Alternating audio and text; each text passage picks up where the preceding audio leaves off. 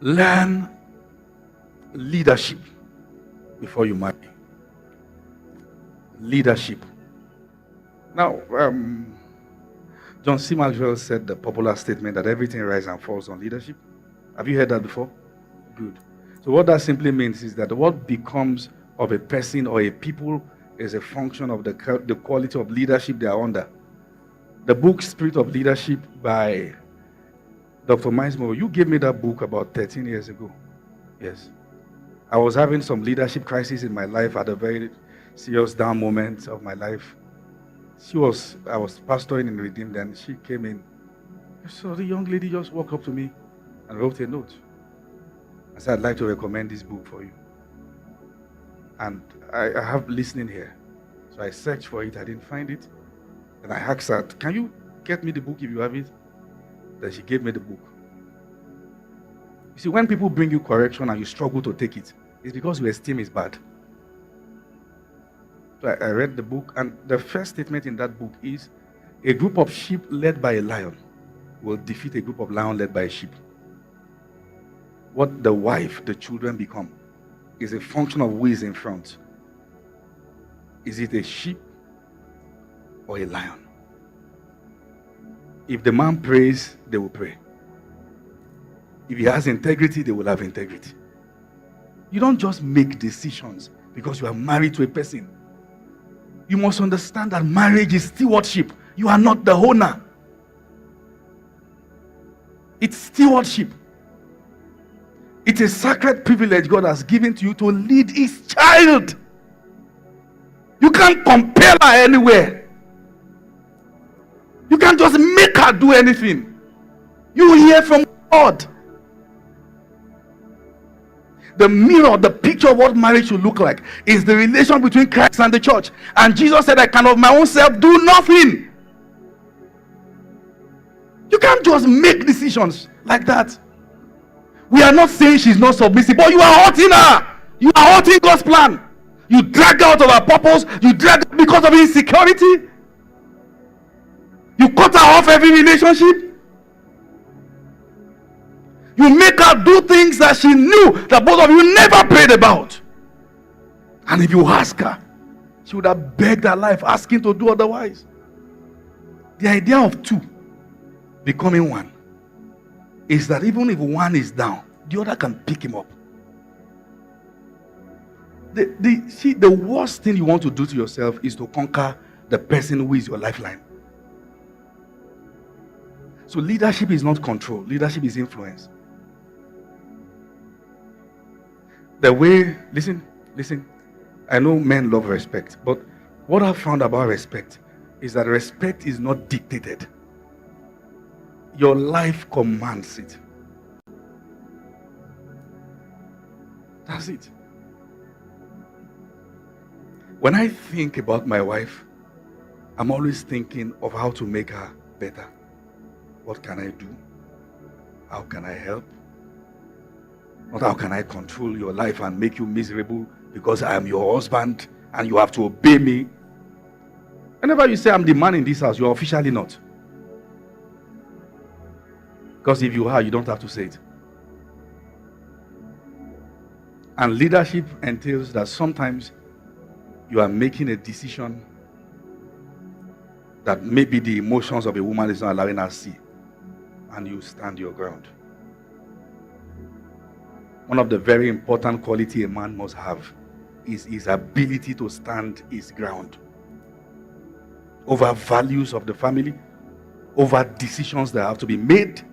And I must tell you, women, you will not always understand him. And when you don't, communicate and take it to God in prayers.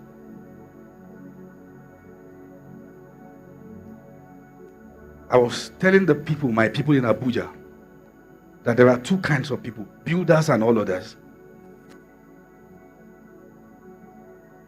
In life, you are either building, I don't want to go there yet. When you are a builder, let's say for instance you are building a business, or you are building a ministry, or you are building a career, there comes a point in the midst of that building that if you look at what this person is doing, it looks like nonsense, but you know you have the plan. Stay with the plan. Sometimes you are not failing. You are just somewhere in the plan that beauty is not part of the package. You are somewhere in the plan that plenty is not part of the package.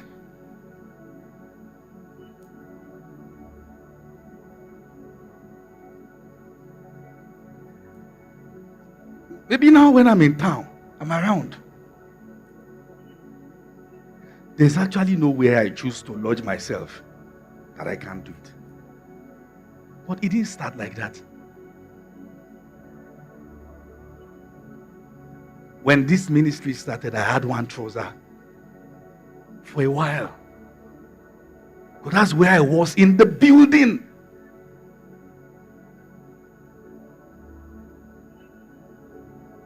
And I've said, make sure anybody can call you anything, not lazy and visionless. Actually, some guys who are emotional feel this person because I don't have money. No, it's not because you don't have money. There's no plan. Show a woman the plan, she won't forget it. There's no plan. I understand it's not here. So what's the yes? Even Peter asked Jesus, we have left all and followed thee. What's going to be the result? If somewhere in the plan we're going to be a bit like this for a while, how are we going to come out? What are you going to do? What are we going to do? What's the plan?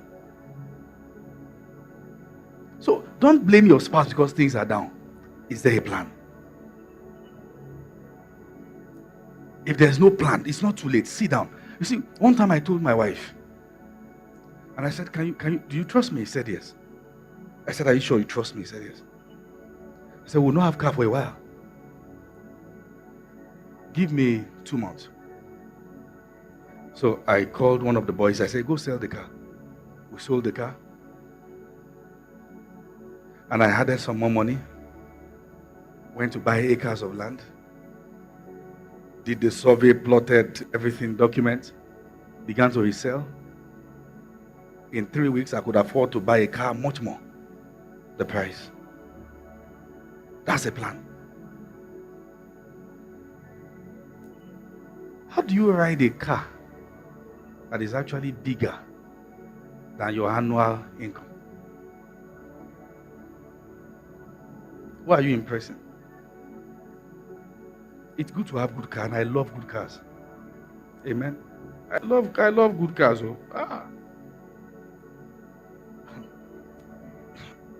Cars. Do you understand what I'm saying? Don't say pastor is just. No, it's good to have. But you must have a plan. And let me advise you, salary earners, have something that is not salary. Any company policy can change. And that's the end. It's good you have multiple streams. Am I communicating? Are you sure? Aha. If I will advise, I would have said at least have some real estate. Even if it's a plot. Something you can resell.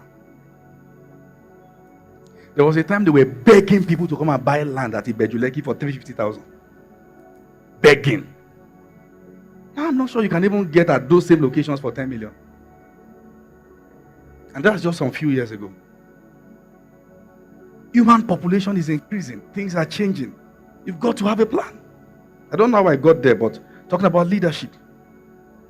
The finance of your home. Take responsibility for it. Take responsibility for it now, before it gets too late. Nobody is putting you under pressure, but take your position as a leader. Plan together. Lack of money in the home frustrates. So we don't bring out unnecessary devils out of ourselves. Let's plan. And like I said, for the balance, there comes a phase in the life of a builder where nothing really looks like it. But do you have a plan?